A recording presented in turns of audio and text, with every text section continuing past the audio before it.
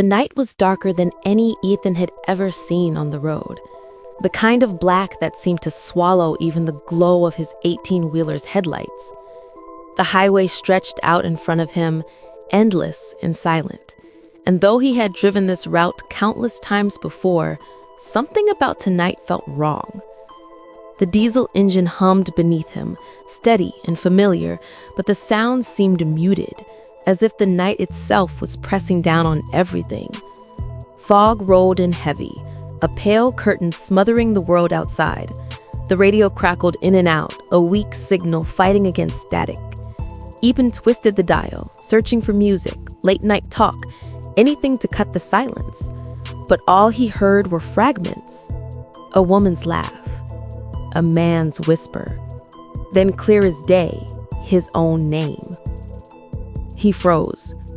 The static twisted, then a voice whispered, "Ethan, don't stop." His grip on the steering wheel tightened until his knuckles turned white.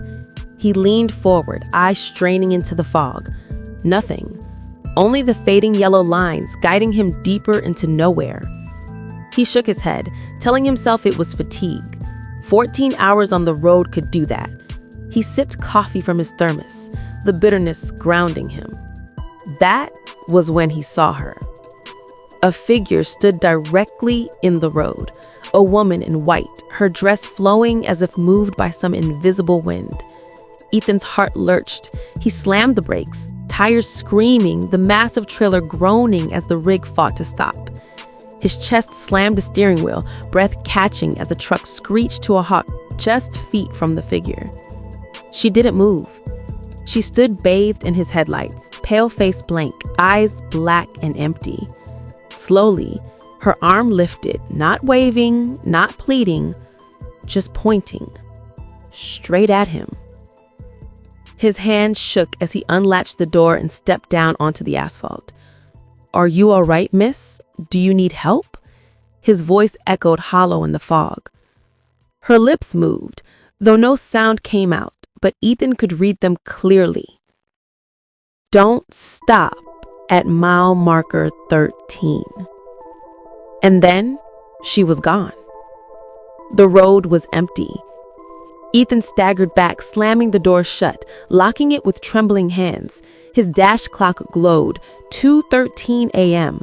He pressed the accelerator hard. The truck lurched forward, his pulse racing. The words carved in his mind, "Don't stop at mile marker 13. The fog thickened as if alive. Trees leaned close on either side of the road, their skeletal branches clawing at the night. The CB radio hissed, then crackled. "Breaker, breaker. Do you copy, Ethan?" His stomach dropped. He hadn't said his name on the radio. "Who is this?" he snapped. "You know who I am." The voice was broken, distorted, like it was being dragged through static and dirt. He dropped the mic. It swung on its cord, tapping against the dash. Suddenly, headlights flared in his mirrors. Relief washed through him. Another trucker. But the relief died instantly. The lights weren't white. They were deep red, burning through the fog like eyes. The truck loomed close, too close. Ethan braked lightly, warning the driver. But the truck rammed into his trailer. Metal screamed. His wheel jerked violently. He fought to control it, heart hammering. He glanced in the mirror and saw nothing behind the wheel. The truck had no driver. Empty glass stared back at him. It rammed him again. His teeth clacked together, the trailer lurching sideways. Then, as suddenly as it came, it was gone. No red glow, no truck, nothing but endless fog. But dents in the trailer groaned behind him, proof he hadn't imagined it. And then the sign appeared. Mile 13. Ethan's chest tightened. Sweat dripped into his eyes.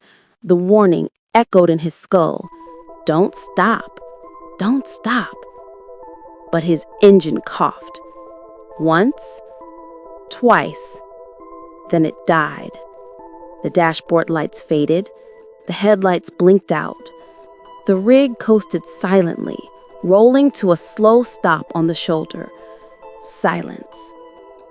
The air was heavy, too heavy. Then the smell hit him. Rot, thick and sickly sweet, crawling into his throat. He gagged, covering his mouth, but curiosity clawed at him, stronger than fear. He stepped down, boots crunching gravel, fog curling around his legs. The trailer's lock was broken. It hadn't been before. His hands shook as he unlatched it. The doors groaned open, hinges shrieking. His flashlight beam quivered through the dark. Coffins. Rows of them. Old wood rotting, stacked inside his trailer. One began to move.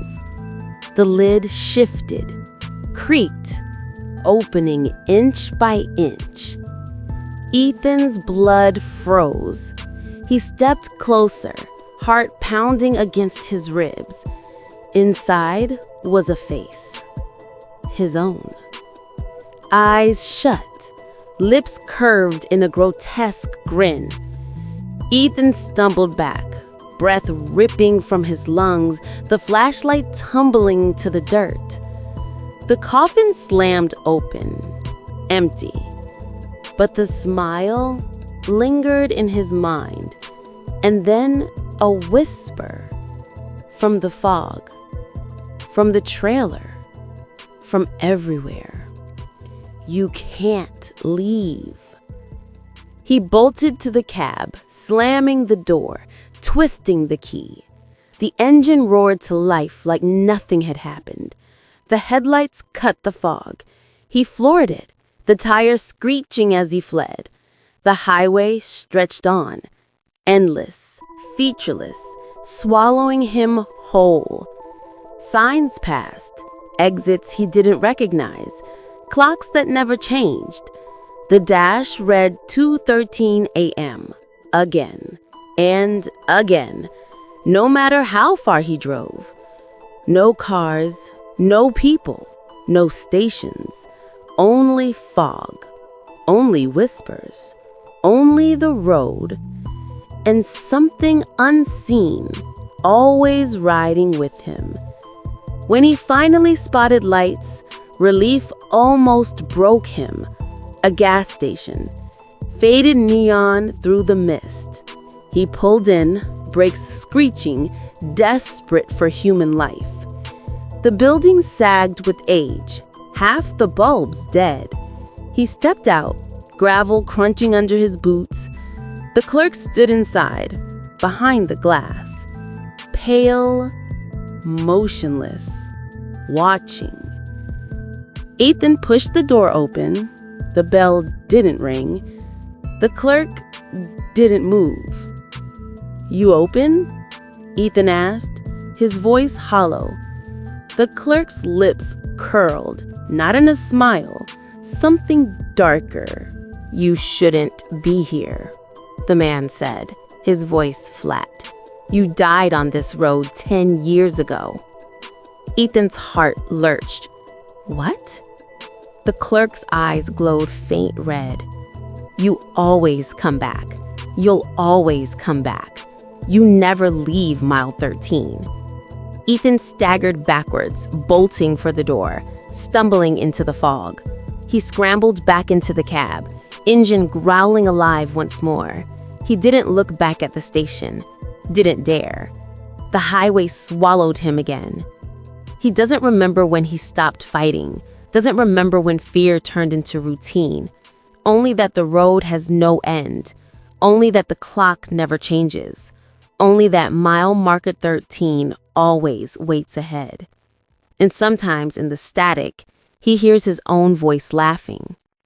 So if you ever find yourself out there, driving late at night, and you see an old 18-wheeler idling by the shoulder, its cab lights glowing through the fog, don't honk.